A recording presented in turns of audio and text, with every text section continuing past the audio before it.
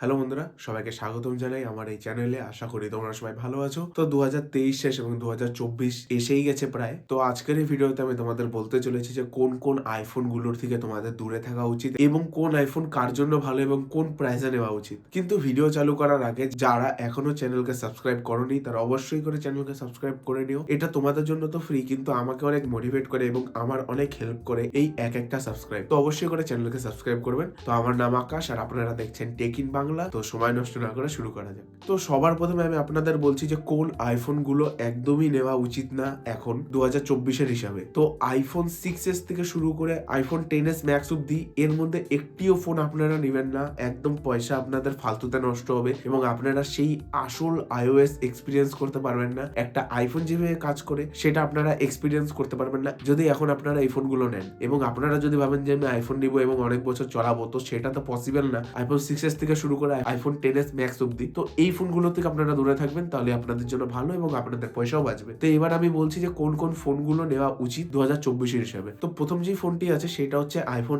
XR। আপনারা iPhone XR এখনো নিতে পারেন 2024-এর হিসাবেও, কারণ এই ফোনে এখনো আরেকটি iOS আপডেট আসবে। তো এই ফোনটি ফিউচার প্রুফিং আছে, অ্যাটলিস্ট 2 বছর অব্দি তো আপনারা এর মধ্যে আপডেট পাবেন, তো সেটা নিয়ে কোনো প্রবলেম নেই। আর এই ফোনটি একটি খুব ভালো ফোন এবং এর মধ্যে যে প্রসেসর দেওয়া সেটি পাওয়ারফুল প্রসেসর 2024-এর হিসাবেও। যে কোনো কাজ সে আরামসে হ্যান্ডেল করে নিতে পারবে। আপনাদের ডেইলি কাজ হোক কি আপনাদের গেম খেলা হোক কি যে কোনো কাজ হোক, এটা আরামসে হ্যান্ডেল করে নিতে পারবে, কারণ এই ফোনটির প্রসেসর খুব পাওয়ারফুল এবং এই ফোনটির ক্যামেরা 2024-এর অনুযায়ী ভিডিওগ্রাফি করার জন্য ভালো, যেই প্রাইসে এই ফোনটি পাওয়া যায়। আর এর ব্যাটারি ব্যাকআপ এখন ডিসেন্টই পাবেন। তো আমার মতে আপনারা যদি iOS বা আইফোন এক্সপিরিয়েন্স করতে চান, তো আপনাদের কাছে এটি একটি বেস্ট অপশন আইফোন XR এখনকার ডেটে নেওয়ার জন্য। তো আইফোন XR আপনারা নতুন তো কোনো দিনই কিনতে যাবেন না, ফালতু পয়সা নষ্ট হবে। প্রথমত এটি নতুন আপনারা পাবেন না, আর যদিও আপনারা পান সিল প্যাকড ইউনিট, তাহলে সেটি আপনাদের 30,000 32,000 টাকা দিতে হবে। তো সেটা একদমই জাস্টিফাইড না এই ফোনটির জন্য। তো আইফোন XR আপনারা যদি সেকেন্ড হ্যান্ড মার্কেটে বা রিফারবিশ যদি আপনারা পান 15,000-এর মধ্যে, তাহলে আপনারা অবশ্যই আইফোন XR নিতে পারেন। তো এবার নেক্সট ফোন হচ্ছে আইফোন 11। আইফোন 11ও আপনারা নতুন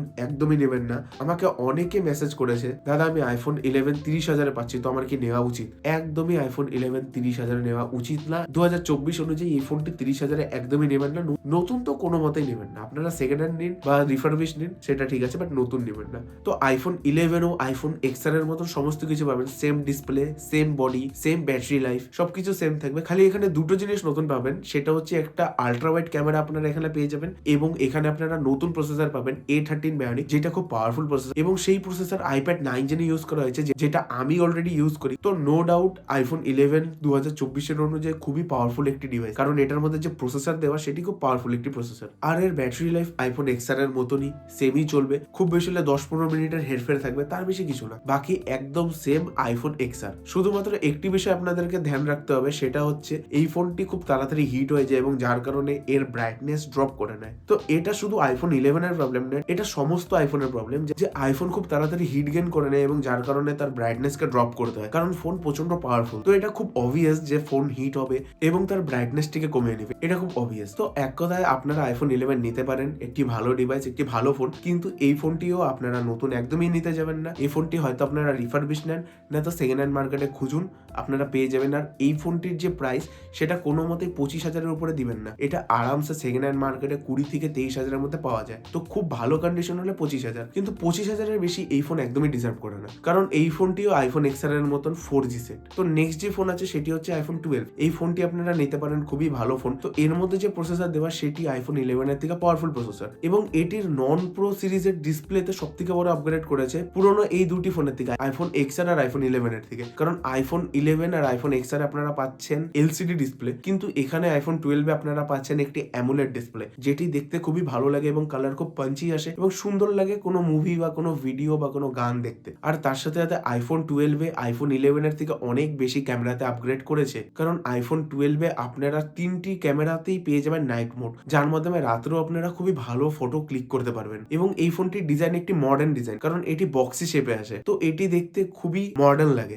এবং কিছু রিউমার্স অ্যান্ড লিক্স আসছে যে আইফোন 16 এক্স্যাক্টলি আইফোন 12 এর মতনই দেখতে হবে। তো লুকিং ওয়াইজ এটি একটি ফিউচার প্রুফিং ফোনও হতে পারে আপনাদের জন্য। আর সব থেকে বড় আপগ্রেড আইফোন 12 এ পুরোনো যে কোনো আইফোনের থেকে, সেটা আইফোন 10 হোক কি 11 হোক কি 8 হোক, যেই ফোনই হোক, এখানে আপনারা পাচ্ছেন 5G সাপোর্ট, যার কারণে আপনারা 5G নেটওয়ার্কের মজা নিতে পারবেন। কারণ অল ওভার ইন্ডিয়াতে 80 to 90% 5G রোল আউট হয়ে গেছে। তো এখন এই সময় এসে একটি 4G সেট নেওয়ার কোনো মানে হয় না। আর তার উপরে এয়ারটেল আর জিও দিচ্ছে ফ্রিতে আনলিমিটেড 5G ডেটা। তো সেটার মজা আপনি নিতে পারবেন না যদি আপনার কাছে একটি 4G সেট থাকে। তো এই ফোনটিতে আপনারা পাচ্ছেন 5G। তো এটি একটি অনেক বড় প্লাস পয়েন্ট যে কোনো পুরোনো আইফোন থেকে। তো এই ফোনটিও আপনারা নিতে পারেন, আপনাদের ডেইলি কাজ খুবই ইজিলি করে নিবে, খুবই পাওয়ারফুল ডিভাইস, যে কোনো কাজ এটি আরামসে করে নিবে। কিন্তু এই ফোনটিও আপনারা নতুন একদমই কিনতে যাবেন না, কারণ প্রথমত অ্যাপেলের ম্যানুফ্যাকচারিং বন্ধ করে দিয়েছে, যার কারণে যত সেলার বা ডিস্ট্রিবিউটারের কাছে যে স্টকগুলো পড়ে আছে সেগুলো পুরনো ইউনিট। তো যার কারণে যখন আপনারা নতুন সিল প্যাক ফোন নিবেন, খুব তাড়াতাড়ি ব্যাটারি হেলথ ড্রপ হওয়ার চান্স থাকবে। তো এই বিষয়টি আপনারা অবশ্যই করে মনে রাখবেন